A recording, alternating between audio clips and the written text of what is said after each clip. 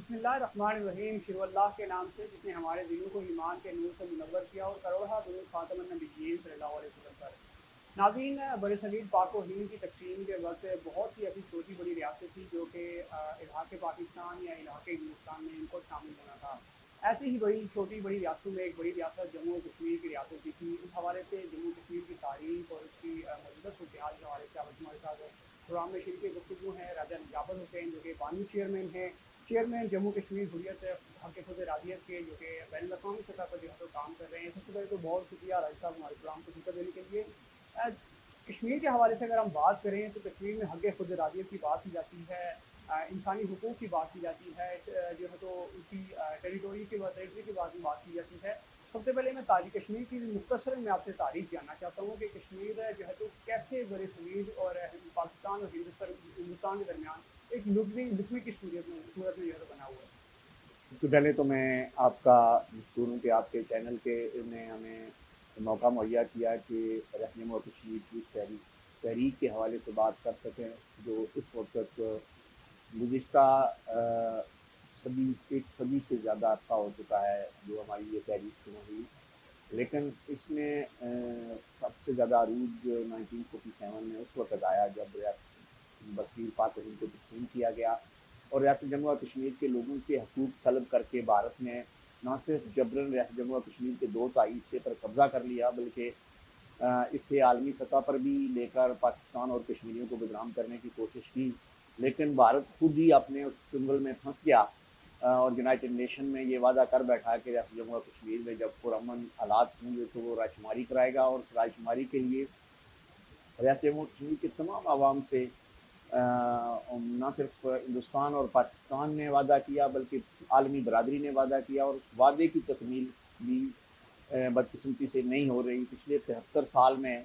उस वादे की तकमील करवाने के लिए, अपने हकूक़ के लिए, अपने हक़ खुद रादियत के लिए और अपने बुनियादी हकूक़ के लिए जो रियासत जम्मू और कश्मीर के मकबूजा इलाके में आम आवाम को नहीं हासिल, उनके लिए कश्मीरियों ने न सिर्फ 5 लाख से ज़ायद लोगों की कुर्बानियाँ दी, बल्कि दुनिया भर में इस तहरीक को इस तरह ज़िंदा रखा कि आज पूरी दुनिया में फ़लस्तीन के बाद अगर किसी तहरीक की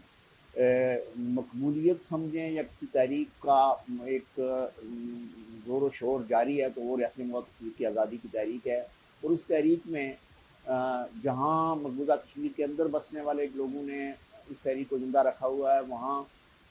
रियासत जम्मू और कश्मीर के बाशिंदे जो आज़ाद कश्मीर में हैं, पाकिस्तान के अंदर हैं, बैरूनी दुनिया में बसते हैं, वो भी इस हिस्से को और आज़ाद करवाने के लिए अपनी सफारती जदोजहद जारी रखे हुए हैं। और उस सफारती जदोजहद का ही एक नतीजा है कि हम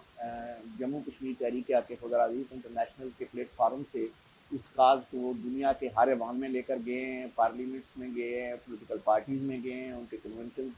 अटेंड किए हैं, उनसे लॉबी मीटिंग्स की हैं। और आज अल्लाह का करम है कि बरतानिया और यूरोप के हर ऐवान में मसला कश्मीर के हवाले से किसी न किसी वक्त, किसी न किसी हफ्ते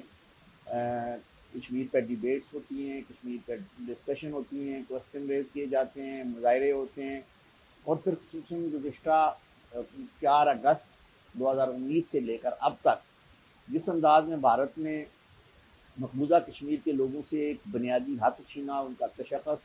पामाल करने की कोशिश की, रियासत जम्मू और कश्मीर का वो जो 370 और 35A की आर्टिकल्स रिवोक करके रियासत के उन लोगों का, बेशक हम उस 370 को नहीं मानते, हम किसी भी एक्सेशन को, किसी भी हिंदुस्तानी कानून को नहीं मानते, लेकिन इसके बावजूद हम ये कहते हैं कि रियासत जम्मू और कश्मीर के उस हिस्से को जिस अंदाज में मुद्गम किया गया, जिस अंदाज में भारत ने उस पर दोबारा एक इलीगल कब्जा करने की कोशिश की, उसकी न सिर्फ पूरी दुनिया में मजम्मत हुई बल्कि पिछले 3 साल से मुसलसल हुकूमत की इंसानी हकूक़ कौंसिल की तरफ से रिपोर्ट्स आ रही हैं ह्यूमन राइट्स के हवाले से। और फिर इस वक्त मैं खुसूसी तौर पर ये कहूँगा जी कि 10 दिसंबर जो है वो बैनुल-अक़वामी इंसानी हकूक़ का दिन है, जिसे अक़वाम मुत्तहिदा ने तस्लीम किया हुआ है, अक़वाम मुत्तहिदा इसे सेलिब्रेट करती है। लेकिन ये हमारी बदकिस्मती है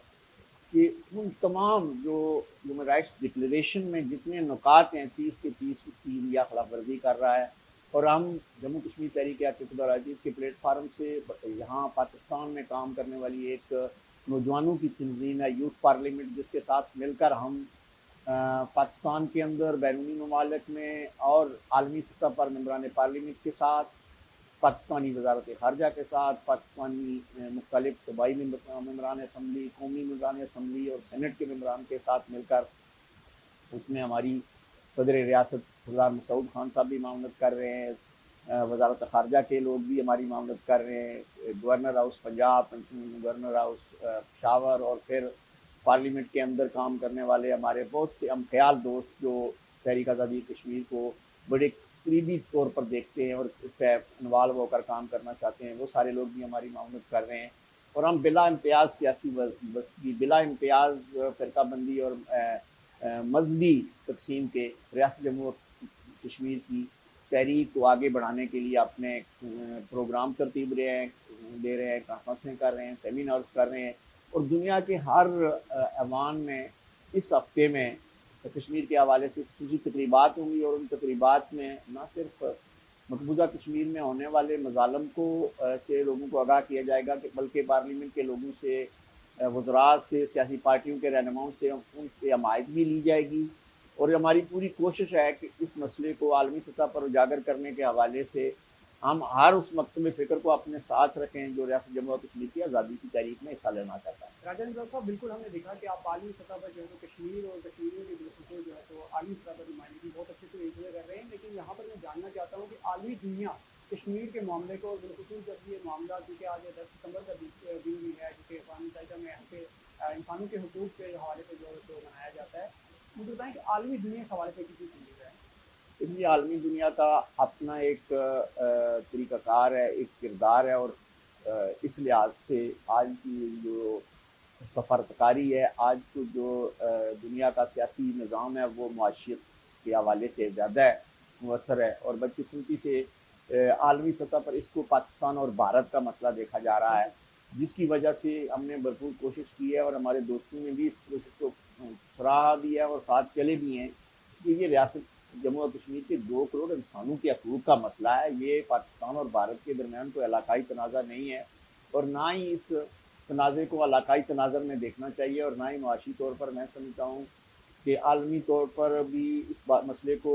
یونائٹڈ نیشن کی قراردادوں کی روشنی میں، انسانی حقوق کی روشنی میں، اور پھر سب سے بڑی بات یہ ہے کہ عالمی دنیا کو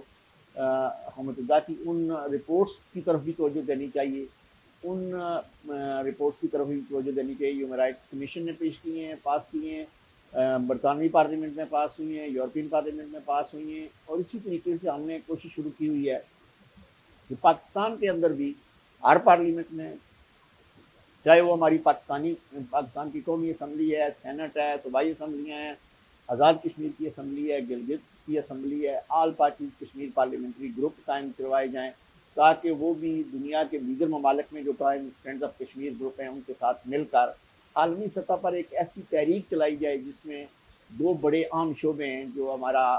مؤثر کردار ادا کر سکتے ہیں۔ مقبوضہ کشمیر کے ہمارے لوگ بہت کم باہر نکل سکتے ہیں، اس لیے آزاد کشمیر اور پاکستان میں بسنے والے کشمیریوں کا یہ لازم ہے کہ وہ ان سب لوگوں کو ساتھ رکھ کر نوجوانوں کو اور خواتین کو خصوصاً منظم کریں، اور اسی حوالے سے ہم نے اپنی تنظیم میں بھی نوجوانوں کو بھی شامل کیا ہوا ہے، خواتین کو بھی شامل کیا ہوا ہے، بلکہ میں یہ دعوے سے کہوں گا کہ ہماری تنظیم میں سارا زیادہ کردار جو ہے ہماری بہنوں کا، ہماری بیٹیوں کا، ہماری خواتین کا اور ہمارے نوجوانوں کا ہے، اور ہماری پوری کوشش ہے کہ پاکستان کے اندر بھی اور بیرونی دنیا میں بھی اس شعبے کو زیادہ منظم کیا جائے، اس شعبے کو زیادہ متحرک کیا جائے۔ اس کے سلسلے میں جہاں ہم صوبائی اسمبلیوں اور قومی اسمبلی میں گروپ سفارتکاری کا حصہ بنے۔ راجا صاحب، یہاں پر آپ نے جب بات کی کہ جو آزاد کشمیر اور پاکستان میں مقیم کشمیری حضرات ہیں یا پاکستانی حضرات ہیں، ان کا کردار جو ہے تو خاصا اہم ہے، کیونکہ جموں کشمیر کے لوگ اس طرح سے عالمی سطح پر جو ہے تو اپنی آواز بلندی کر سکتے ہیں۔ یہاں پر ایک سوال جنم لیتا ہے کہ پاکستانی جو صاحب اقتداران افراد ہیں ان کا کردار کتنا کچھ مؤثر ہوتا ہے؟ لیکن پاکستان کی وزارت خارجہ اپنے طور پر بھرپور کوششیں کر رہی ہے، لیکن اس کووڈ کی وجہ سے اور پچھلے کچھ جو حالات تھے ان کی وجہ سے اس وقت پاکستان کے اندر ہماری بدقسمتی سے پاکستان کی حکومت اور اپوزیشن کے درمیان میل تال ٹھیک نہیں ہے، اور اس کی وجہ سے ہمیں نقصان ضرور ہو رہا ہے، لیکن اس کے باوجود ہم یہ توقع کرتے ہیں کہ چونکہ پاکستان کے تمام سیاستدان، چاہے وہ کسی بھی پولیٹیکل پارٹی سے تعلق رکھتی ہوں، پاکستان کے عوام کشمیر کے مسئلے پہ ہمیشہ متحد رہے ہیں، اور اس موقع پہ ہماری ان تمام لوگوں سے، ان تمام قوتوں سے یہ درخواست ہوگی کہ وہ ریاست جموں و کشمیر کی آزادی کی اس تحریک میں اپنا حصہ ڈالنے کے لیے کسی عالمی سطح پر عام پیش رفت ہوگی کہ اگر پاکستان کی حکومت اور پاکستان کی اپوزیشن مل کر باہر نکلیں، وزیر خارجہ سرکاری دورے کریں، اپوزیشن غیر سرکاری دورے کریں، پارلیمانی دورے ہوں، اسی طرح جرنلسٹ باہر نکلیں، یوتھ کے لوگ باہر نکلیں، یہ سارا ایک قومی مسئلہ ہے۔ اور ریاست جموں و کشمیر کے عوام کی طرف سے میں ایک بات ضرور کہنا چاہوں گا کہ ہماری تحریک آزادی کشمیر، جہاں ریاست جموں و کشمیر کے عوام کے حقوق کی تحریک ہے، وہاں تحریک تکمیل پاکستان بھی ہے۔ ریاست جموں و کشمیر کے لوگ آج بھی پاکستان کے جھنڈے میں شہادت کے بعد دفن ہونا پسند کرتے ہیں، آج بھی سری نگر کے گلیوں اور بازاروں میں پاکستان کا جھنڈا لہرایا جاتا ہے۔ تو وہ صرف نمائشی چیز نہیں ہے، بلکہ ہم یہ دعوے سے کہتے ہیں کہ ریاست جموں و کشمیر کے لوگوں نے پاکستان کے عوام سے پہلے پاکستان کو تسلیم کیا تھا۔ پاکستان تو 1947 میں 14 اگست کو معرض وجود میں آیا، لیکن ریاست جموں و کشمیر کے لوگوں نے 19 جولائی 1947 میں پاکستان کے ساتھ اپنی قسمت کا فیصلہ کر دیا تھا، اور یہ کہا تھا کہ ہم ریاست جموں و کشمیر کو پاکستان کا حصہ بنائیں گے۔ پاکستان تبھی مکمل ہوگا جب ریاست جموں و کشمیر اس کا حصہ ہوگا، پاکستان تبھی معاشی طور پر مضبوط ہوگا جب ریاست جموں و کشمیر اس کے ساتھ ہوگی۔ پاکستان دفاعی لحاظ سے اس وقت تک مضبوط نہیں ہو سکتا جب تک ریاست جموں و کشمیر اس کے ساتھ نہ ہو۔ اس حوالے سے میں یہ سمجھتا ہوں کہ یہ ایک طرف کشمیریوں کی جدوجہد آزادی ہے، تو دوسری طرف یہ پاکستان کی بھی جدوجہد ہے۔ یہ پاکستان کی آزادی، پاکستان کی معیشت، پاکستان کے استحکام کے لیے ضروری ہے کہ ریاست جموں و کشمیر کا وہ خطہ جو بھارت کے قبضے میں ہے اسے آزاد کروایا جائے، عالمی سطح پر اس کے لیے بھرپور مہم چلائی جائے، اور اگر پاکستان کی حکومت اس میں ایک مؤثر کردار ادا کرے، پاکستانی سفارتخانوں میں ریگولر بیسس پہ کشمیر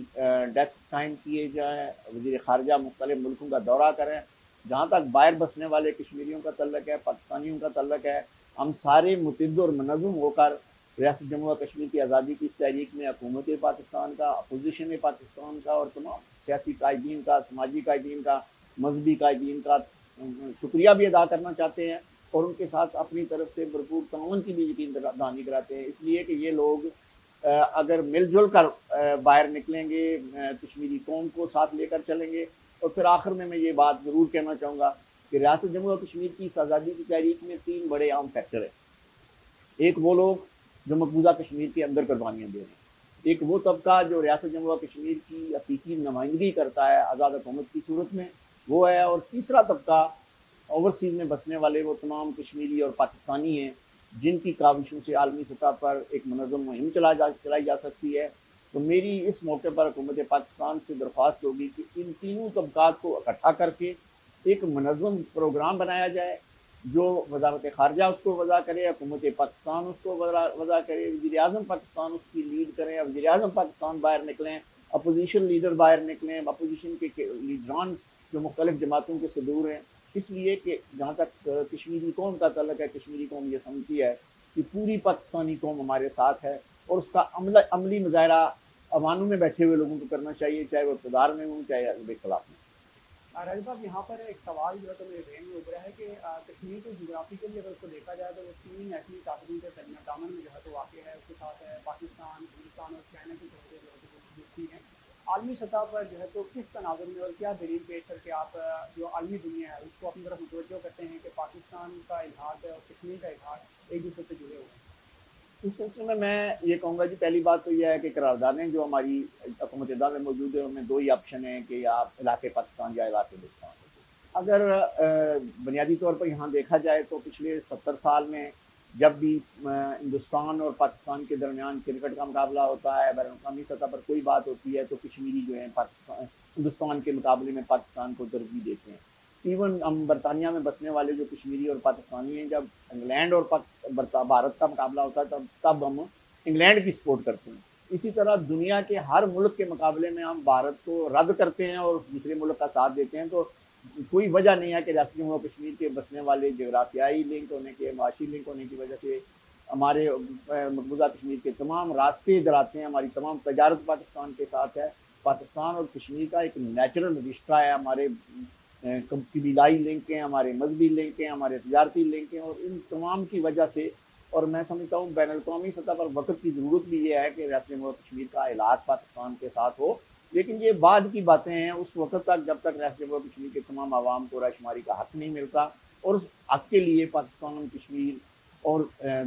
پاکستان اور کشمیر کے لوگوں کو عالمی سطح پر اس مسئلے کو اجاگر کرنے کی ضرورت ہے، جو ہم اپنے طور پر بہت کوششیں کر رہے ہیں، اور انشاءاللہ اس وقت تک جاری رکھیں گے جب تک پوری ریاست جموں و کشمیر آزاد ہو کر پاکستان کا حصہ نہیں بن جاتا۔ بالکل جموں کشمیر آزاد ہو کر پاکستان کا حصہ نہیں بن جاتی، پروگرام کو اپنی اختتام کی جانب بڑھاتے ہیں۔ ناظرین، ایک پلیٹ فارم سے پاکستان 7 کے پلیٹ فارم سے جو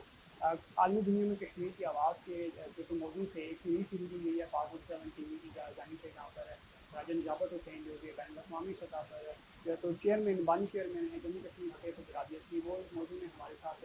جناب گائے بگائے ہمیں آگاہ کرتے رہیں گے کشمیر کے معاملات سے اور بین الاقوامی سطح پر کشمیر کی آواز سے۔ اس لیے جڑے رہیے گا پاک فوجی 7 کے ساتھ۔ اپنے میزبان